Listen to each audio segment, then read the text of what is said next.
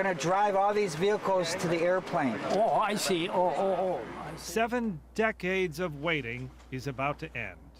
I want them, I want them. Paul Sarsha is going on 98. The last time he saw his kid brother John was 1943. He was leaving their home on Minnesota's Iron Range for the U.S. Army. He looked at us and said, "I'll never see you again." That's what he said, yeah. His words were prophetic. Private Sarsha's first and only combat mission sent him behind enemy lines in Holland. It would take nearly a month for the family to get any news.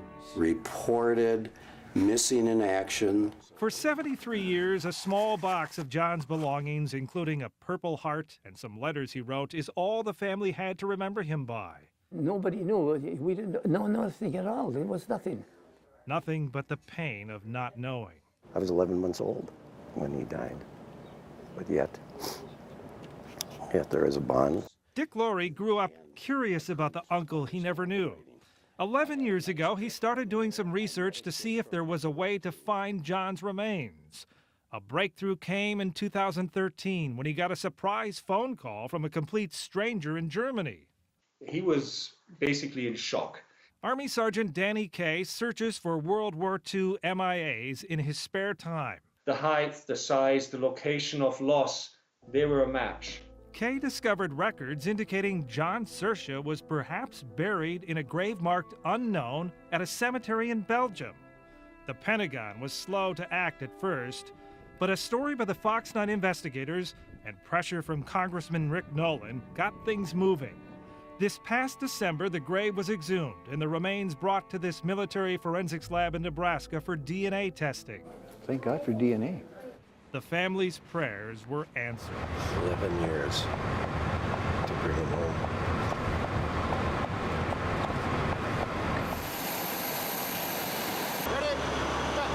Four generations of Sarshas were on hand at Twin Cities International to greet a plane from Omaha. Never give it a thought that this would ever happen. At long last, Paul Sarsha's brother, the best man at his wedding, 73 years. his hunting and fishing buddy, is no longer unaccounted for. It's almost overwhelming. God is good. He is great. And he's done just a wonderful thing, I think, for our family.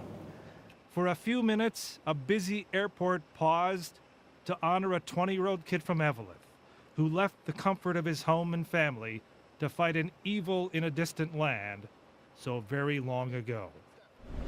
He's home, Dad. He's on Minnesota soil. Yeah, 73 years to have this. Wow. At least he's home now. Yep, he's home. 48 hours later, another flag-draped casket arrives at Twin Cities International. This one is headed for Willmar, the home of a Minnesota sailor missing since the massive D-Day invasion of 1944.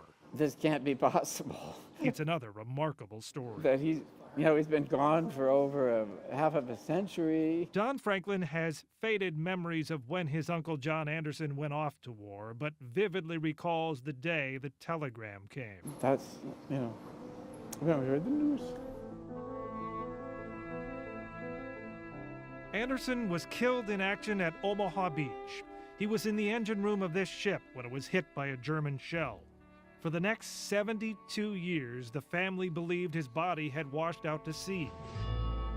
Then 9 years ago, out of the blue, Franklin was contacted by some MIA researchers who said there was strong evidence that John Anderson's remains were buried in an American cemetery at Normandy. There was no name on the grave marker, just the inscription, "A comrade in arms known but to God." It's almost a detective story. With the help of John Lindstrand, a military history buff from Willmar, Franklin gathered more old records indicating they were on the right trail. But twice the Pentagon rejected the family's requests to exhume the remains for DNA testing. When the Fox 9 investigators profiled the case last year, it got the attention of Senator Amy Klobuchar. And I have to be honest, we didn't know what was going to happen with this, but we thought it was worth it to make the try. After the senator weighed in, the Department of Defense did an about-face. The grave in Normandy was disinterred, and DNA testing confirmed the remains as John Anderson.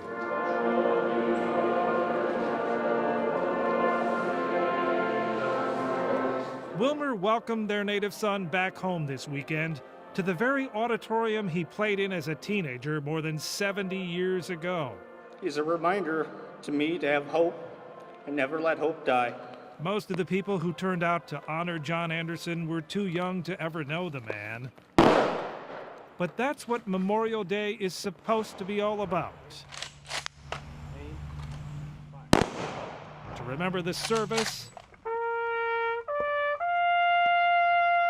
and the sacrifice, and pass that memory to the next generation.